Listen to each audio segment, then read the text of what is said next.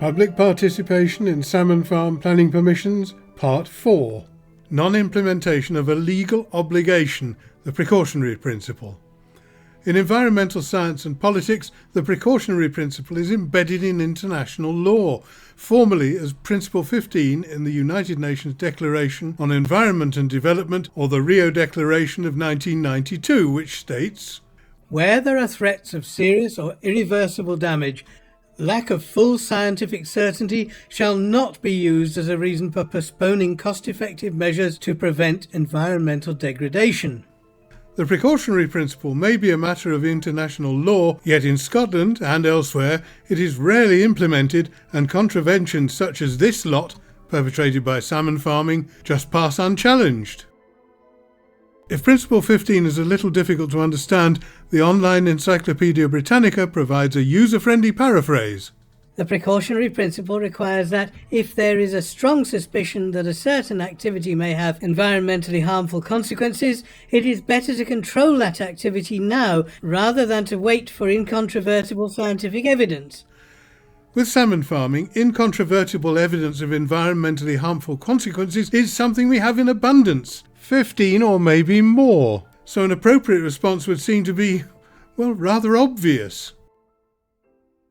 Actually, the precautionary principle is a matter of day-to-day common sense, and we use it all the time. Yes, just plain common sense. Common sense plus a modicum of awareness and forward planning. In 2018, the Scottish Parliament embarked upon a major inquiry into salmon aquaculture. It consisted of a scientific study, appraisal by the Environment and Rural Economy Committees, and a parliamentary debate. During the Environment Committee's hearing, the convener, Graham Day MSP, asked the panel, "Can any of you or all of you point to examples where the growth of the sector has been influenced by the precautionary principle?"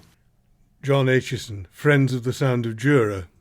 Interesting hearing Professor Vespo when you asked him that question on behalf of that whole panel, having reviewed all the scientific evidence, that he squirmed around and said there's been an attempt to work together historically. That was it. That was the precautionary principle as enunciated to this committee. That was really poor. It's not been applied.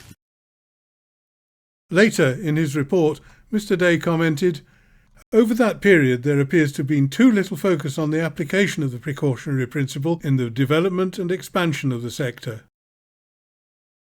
And his conclusions included the unequivocal, "The status quo is not an option." First, a strong recommendation that the precautionary principle must be the basis of the Scottish Government's support for salmon farming, and then, finally, an axiom that was echoed time and again as the inquiry progressed through Parliament, and there's no harm in saying it over and again. The status quo is not an option.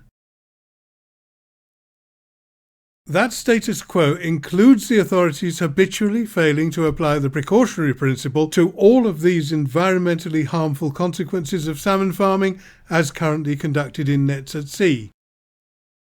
The inquiry and Parliament were both in agreement that the status quo is not an option. Therefore, surely the status quo is not optional. But 3 years later, it looks like it still is. Scotland continues to contravene international law and disregard its own agreed and publicly broadcast edict that the status quo is not an option.